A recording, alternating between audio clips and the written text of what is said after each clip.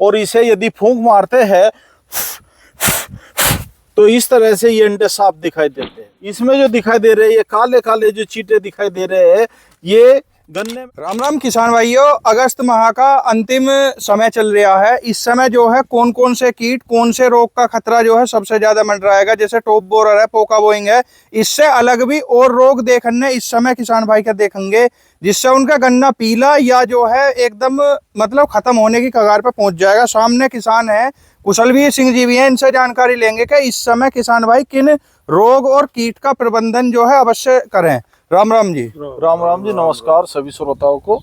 मैं Kushalveer senior cane development manager Simbhaoli sugars limited Simbhaoli ji. जैसा आपका सवाल है, आज तारीख है 22 अगस्त और 22 अगस्त को किसान की फसल लगभग तैयार हो जाती है, लेकिन कुछ कीट, कुछ बीमारियां अभी भी फसल का पीछा नहीं छोड़ रहे हैं। उनसे काफी नुकसान हो सकता है और जो इस टाइम दस्तक दे चुके हैं वो कीड़े बीमारी इस प्रकार है। जैसे ये पत्ती देखिए आप, इस पे ये पायरिला के अंडे दिखाई दे रहे हैं, पायरिला भी दिखाई दे रहा, वो तो उड़ता हुआ कीट है।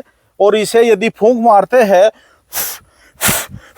तो इस तरह से ये अंडे साफ दिखाई देते हैं।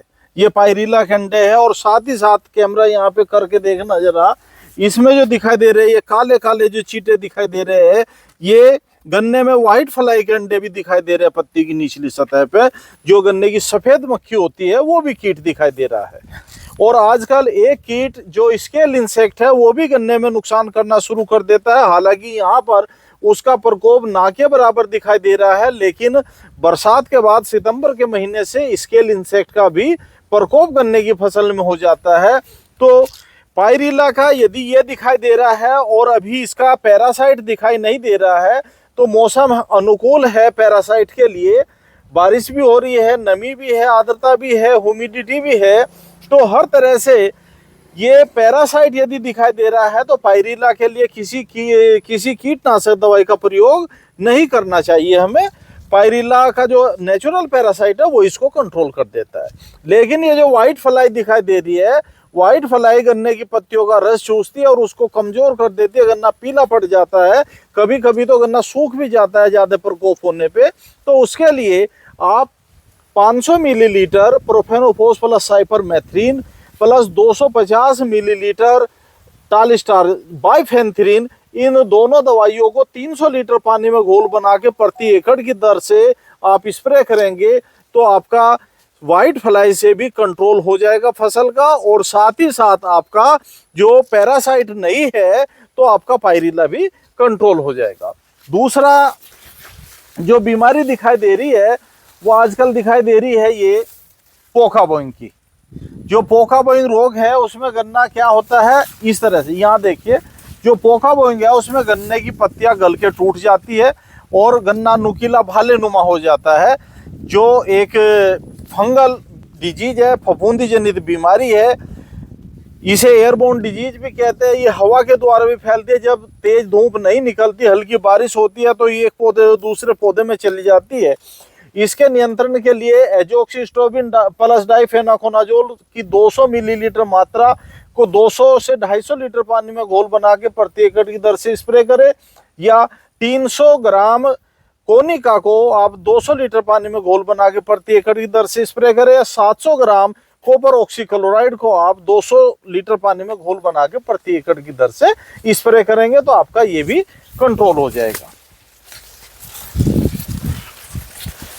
एक है जो टॉप बोरर की 5 पीढ़ियां नुकसान करती है, तीसरी पीढ़ी का नुकसान लगभग हो चुका है।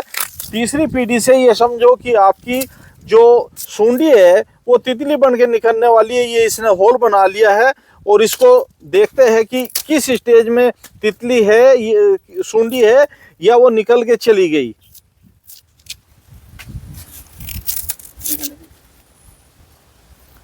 ये है, इससे वो निकल के लार्वी बन के एडल्ट बन के वो निकल चुकी है। तो इस तरह से आप टॉप बोरर के लिए भी आप कुछ ना कुछ जो फटेरा वगैरह यदि आपने नहीं लगा 2 महीने के अंदर तो आप फटेरा का भी प्रयोग कर सकते हैं। इससे आप अपनी फसल को बचा सकते हैं। धन्यवाद। राम राम जी। राम राम। अपना परिचय करवाओ जी। मेरा नाम सत्येंद्र सिंह है, ग्राम भगवानपुर है। जैसा कुशलवीर सिंह जी जानकारी दें, मैं आज जो है टॉप बोरर पोका बोइंग था, साथ में पायरिला प्लस जो है वाइट फ्लाई, इसका भी अटैक और इसके अंडे दिखाए, तो जो है मतलब कहीं बाहर से तो गन्ना ना लेकर आए इसका। नहीं नहीं, यहाँ से लिया, बहुत अच्छी जानकारी दी उन्होंने। और बाकी जैसे जानकारी दे में है कुछ ऐसा तो जानकारी ना देते हैं कि नहीं, फालतू बढ़िया चीज बता जानकारी दी हो। देते हैं जी, किसान के हित की है जानकारी सब। ठीक है जी, ठीक है। राम राम जी, अपना परिचय करो। मेरा नाम अंकुश कुमार, ग्राम भगवानपुर। जैसा जानकारी दे में कुशलवीर सिंह जी, जानकारी कैसी लगी जी? बहुत अच्छी लगी। मतलब कोई ऐसी तो ना बताते फालतू, नहीं, कोई कोई फालतू नहीं, डोज वगैरह बता किसानी दी? देसी, मतलब कोई महंगी ज्यादा दवाई कोई का महंगी नहीं प्रचार, है, साल्ट का प्रचार है, साल्ट का दवाई का कोई प्रचार कोई नहीं? प्रचार नहीं। ठीक है जी, ठीक है। राम राम जी, राम राम जी, अपना परिचय करो जी। मेरा नाम रवि, जी। गाँव भगवानपुर।